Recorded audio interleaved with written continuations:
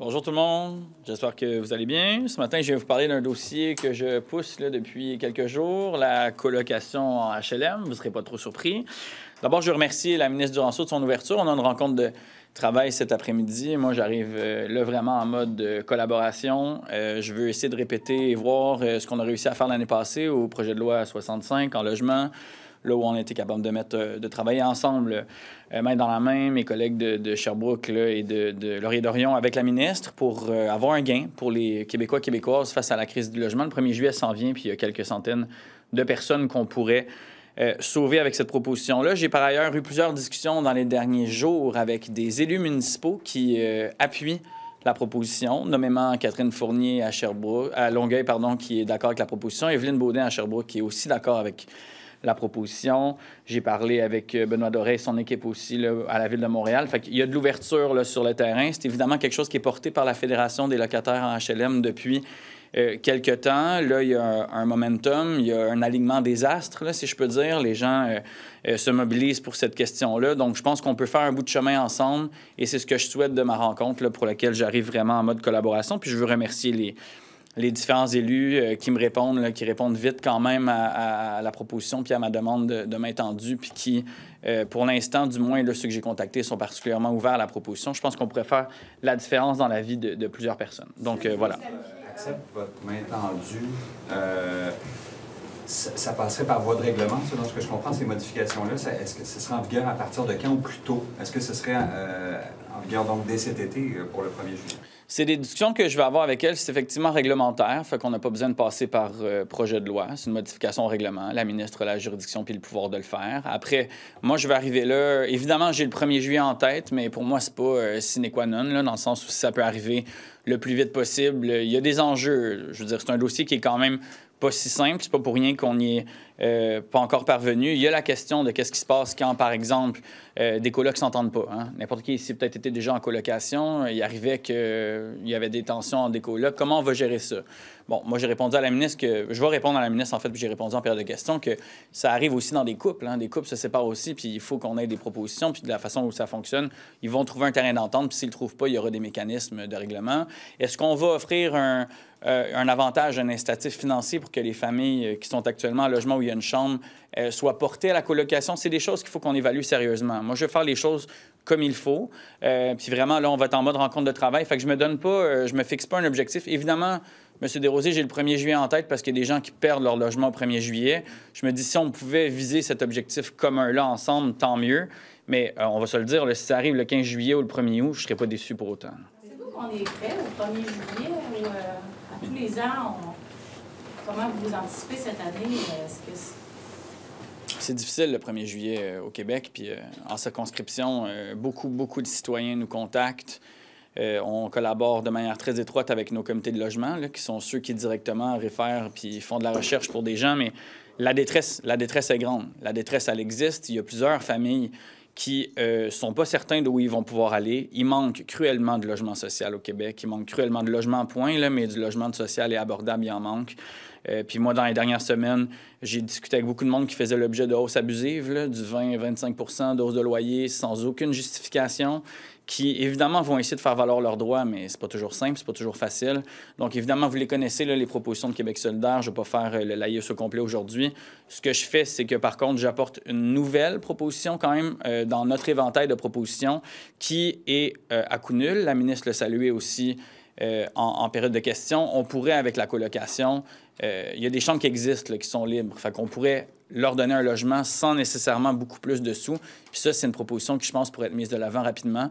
Fait que là, c'est celle-là que je vois tangiblement. Mais évidemment, tout ça, c'est dans l'éventail et la constellation de propositions qu'on fait. Oui, j'y vois une amélioration parce que l'année passée, on était ici, puis vous vous réjouissiez là, de l'élargissement de la loi Françoise David. Il y avait le moratoire sur les évictions. Depuis un an, c'est mieux ou c'est pire? Je peux pas dire que ça va mieux. Ça, je peux pas dire ça. Puis c'est pas le sentiment que j'ai sur le terrain. Puis le nombre de gens qui nous contactent, puis l'angoisse, c'est tout aussi palpable. Il y a des améliorations dans certains secteurs. Fait qu'il est évident qu'il y a eu un impact sur les propositions puis les modifications pour protéger les aînés, par exemple. Mais dans l'ensemble du parc locatif, puis dans l'ensemble des gens qui nous contactent, Oui, il y a des protections contre les évictions, mais si tu fais l'objet d'une hausse de loyer de 20 puis que tu ne peux pas la payer, qu'est-ce que tu fais? Tu changes, tu t'en vas. Fait qu'il est évidemment pas possible de les forcer à partir, mais c'est ça que les gens reçoivent. Les gens aussi, il y a de la sensibilisation à faire sur leurs droits. Ils ne sont pas toujours au courant. Dans mon bureau de comté, on a par ailleurs, là, un peu partout dans Saint-Henri-Sainte-Anne, mis des affiches et des pancartes d'information de droit où les gens sont invités là, à prendre connaissance de la hausse de loyer suggérée par le TAL, sont invités à prendre connaissance du moratoire de 3 ans. Beaucoup de citoyens m'ont contacté en disant que c'était vraiment une initiative populaire et importante que d'informer les gens sur leurs droits. Mais je ne peux pas vous dire aujourd'hui que je sens qu'on s'en va dans la bonne direction. Puis la principale raison pour ça, c'est le manque de logement, point barre. Il faut qu'on ait davantage de logement social, de logement hors marché.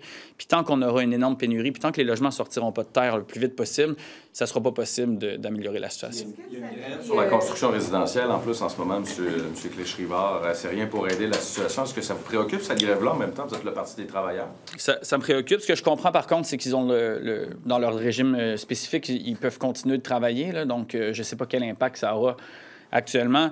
Les gens font valoir leurs droits et négocieront.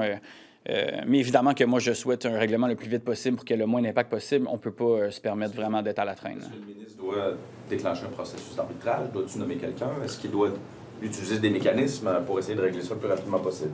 Les choses commencent. Je pense qu'il faut laisser place à la discussion puis à la négociation. Comme j'ai dit, ce que je comprends, c'est que la construction continue. Donc, il est évident que je suis très préoccupé par ce qui ralentirait la construction. Maintenant, il y a un droit codifié constitutionnel de grève. Là. Les gens, laissons-leur faire leur pression. Négocier de bonne foi, puis on verra l'évolution de la situation. Mais là, aujourd'hui, je pense qu'on va laisser les gens se parler. Là. Des nouvelles demandes là, en lien avec les constats du vérificateur général sur l'habitation. Justement, vous allez rencontrer Mme Duranceau. Sur la question des moins démunis, là, les gens les plus démunis qui n'ont pas accès directement à ces logements-là, je pense que c'est quelque chose qu'il faut qu'on évalue. Je pense qu'il faut qu'on offre ces logements-là sociaux pour lesquels il y a de l'argent public à ceux qui en ont véritablement besoin. Je parle souvent, ministre Carman, notamment, de la question de l'accompagnement communautaire puis du soutien communautaire pour les gens qui sortent de la rue. J'en parle souvent de ça. Puis pour moi, il y a un énorme volet d'argent qui doit sortir pour raccrocher du monde en logement. Puis ça, je vois pas vraiment les sous. Mme Duranceau, elle avait promis justement 500 unités de logement aux États généraux. Puis là, M. Carman, il se fait courir après pour dire oui, mais où est l'argent en soutien communautaire puis en services sociaux? Puis pour l'instant, on voit pas la couleur de cet argent-là. Donc, moi, c'est une inquiétude que j'ai. On peut sortir des projets de terre, on peut sortir des habitations de terre, mais si après ça, le service social ne donne pas les sous pour l'accompagnement communautaire, on s'en sortira pas. Fait que moi, je pense qu'il faut revoir ça, il faut améliorer ça. Pour ce qui est des revendications spécifiques, là, moi, vraiment, aujourd'hui, j'axe ma rencontre sur les HLM. Votre objectif, c'est juste pour clarifier. Une position de député, là, parce que vous êtes dans une circonscription où il y a quand même des gens qui sont démunis. Le fait que des groupes de médecine familiale et des médecins envoient des lettres actuellement à des patients en disant « ben vous risquez de me perdre si le projet de loi est adopté », qu'est-ce que vous croyez que ça envoie comme message à ces gens-là? Bien, à mon humble avis, là, c'est vraiment pas la façon la plus judicieuse de s'adresser aux patients. Les patients sont inquiets. Moi, je pense pas que c'est comme ça qu'on va aider à rebâtir la confiance des Québécois et Québécoises envers le système public. Là. Moi, j'aurais pas procédé de la sorte. Par contre, ce sont certains bureaux, certains médecins. Moi, ce que je vois, c'est beaucoup aussi de médecins qui se mobilisent pour l'accès aux patients. Donc, moi, je ne mettrais pas tout le monde dans le même bateau. Là. Je pense qu'il y a des médecins qui font la bonne chose, qui se mobilisent pour davantage de services publics pour leurs patients. Après, chacun va devoir se gouverner en son âme et conscience, mais moi, c'est clairement pas quelque chose que je recommande. Alors, on ne doit pas faire un appel au calme, c'est-à-dire que tant le gouvernement que les médecins, là, je pense, suscitent une crainte chez les gens, là, parce que c'est pas tout le monde qui est initié comme nous. Donc, les gens voient ça et ils se disent, demain matin, surtout ceux qui sont en situation peut-être plus problématique de santé, ils se disent, bien là, qu'est-ce qui va m'arriver dans 6 mois, dans 1 an? Bien, la confrontation publique actuelle, elle est vraiment pas souhaitable. Elle est vraiment pas judicieuse pour personne. C'est le premier ministre qui dit ça va brasser en commençant l'étude d'un projet de loi. Je veux dire, moi, je pense pas que c'est la bonne façon d'envoyer des messages positifs et constructifs envers les partenaires du réseau.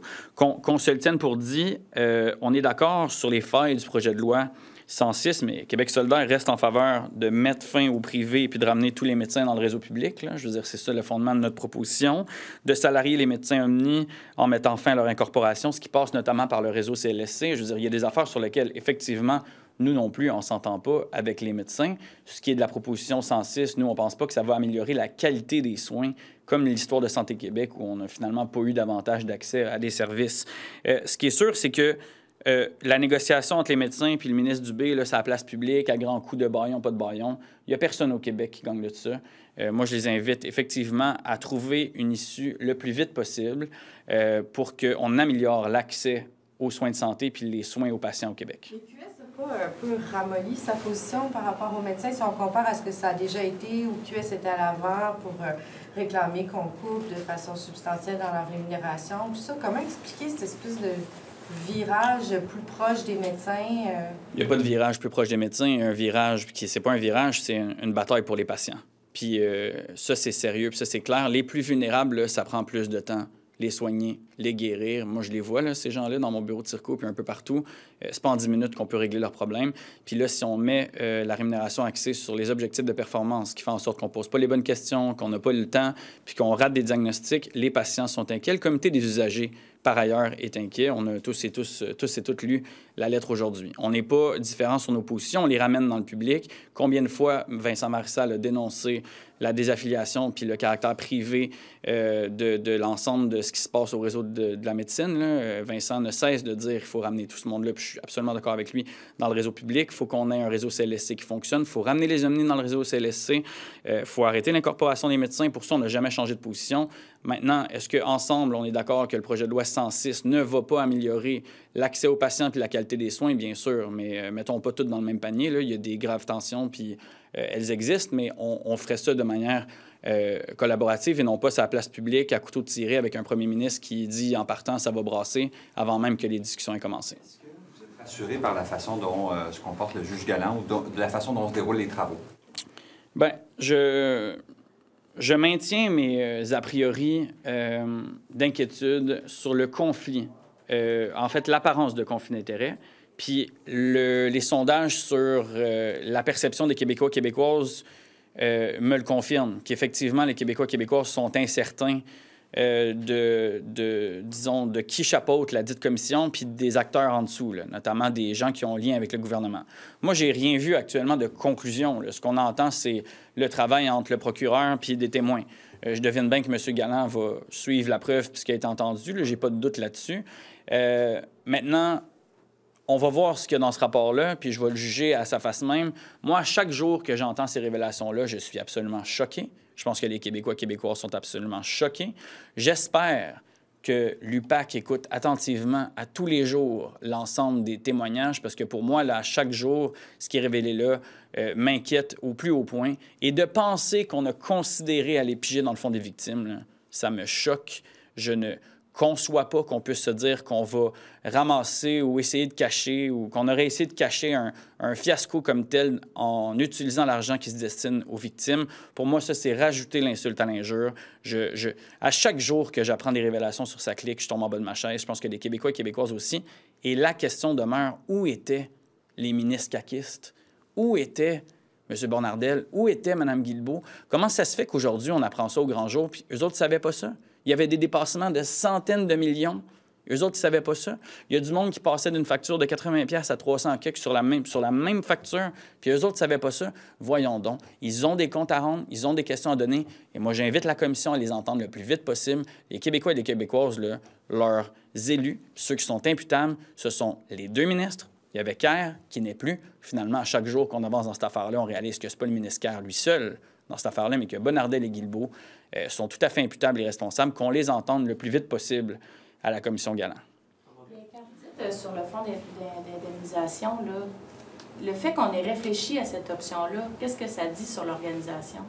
Bien, je me l'explique pas comment on a même pu commencer à réfléchir à ça, là. Moi, j'arrive du monde de la justice, là, de penser qu'on pourrait utiliser le fonds des victimes d'actes criminels pour colmater une fuite ou un dépassement de coûts dans le ministère de la Justice. Pour moi, ça me semble complètement démesuré. Puis ça, je veux dire, j'aurais jamais même pensé que le ministère de la Justice pourrait commencer à réfléchir à ça. Fait que ça en dit long sur à quel point il n'y a pas de gêne ou il n'y avait pas de gêne de même étudier cette possibilité-là du côté de la SAC. Just how concerned are you about the strike in residential construction? Are you concerned that this could have a long-term impact on the housing crisis? Obviously, we are. My understanding is that they're allowed to keep on working during that strike, so hopefully the consequences will be limited, though I don't know what's going to be the next measures. But what I hope is that for them to get a resolution to that conflict as soon as possible, to make sure that we're not delaying any project of housing. We're living a very difficult housing crisis these days and these years. We need to put all our efforts together, and I'm really much hoping for the government and those workers to find a solution as soon as possible. Are you hoping that the government takes some kind of action to speed up the process, whether it be mediation or? Things are starting as we speak. I think let's see how things goes in the next days. I'm really much hoping that they can find a solution right away. So at this time, I think it's a bit it would be a bit premature to request any sort of increase in those measures. We'll see how things goes. I'd like to ask you as well about the motion yesterday calling on Quebec essentially to sever ties with the monarchy. I mean, just how much of a priority is this for you right now? Well, it's obviously something that relates to our identity. I was the first elected of Québec Solidaire not to swear allegiance to the Queen at that time, and it is important for us as to what we represent and what we stand for. And Quebecers, we spoke yesterday unanimously, the Liberals as well, the CAQ, all together, we were unanimous stating that we don't recognize ourselves in that symbol. I mean, with what we're facing now, I would really much hope to see more priority and actions towards the healthcare crisis, the housing crisis, and the public services crisis that we're currently living. But I think we expressed ourselves unanimously yesterday, and there's nothing I can say against it. You were saying in French, kind of your reaction to some of the ideas coming out of how to get out of the financial hole. When you're hearing these kind of ideas, what's your reaction to that? I cannot even start to understand or imagine how they could table or think about the position to use the victim indemnization fund to put a hold or to put a stop to their financial crisis. I mean, it's absolutely catastrophic that they even thought about it. I mean, this is money that should be directed only towards victims, and thinking that money could have been used to try to hide or try to fill the gap of their financial mismanagement is something that I find horrific, and I think we should. It sends a message and shows that there were no limits for these people finally, and hopefully, and thank God they didn't do it. But I mean, it's something that, for example, I made the example of the Justice Ministry. That's not something they could have even thought about with regards to l'IVAC and the victim fund. So really, I'm really shocked about that. One last question on the strike of residential construction workers. Do you think that Minister Duranceau can use this excuse as not speeding up enough the construction of social and affordable housing? Hopefully not. My understanding is that as we're speaking, they're still allowed to work. It's a special regime where they're allowed to keep on working during that strike. So hopefully there's limited impact as we speak towards residential construction. So I'm hoping that she does not use this as a reason. Let's see how things goes in the next weeks or in the next days. I don't know how long this is going to last, but hopefully it gets resolved as soon as we can. Now, Madame Duranceau really knows that we need more social housing. We need to build more houses. We need to make sure that there's more options for families that are facing uncertainty towards 1st of July. So I'm really much hoping everybody works together to find better solutions.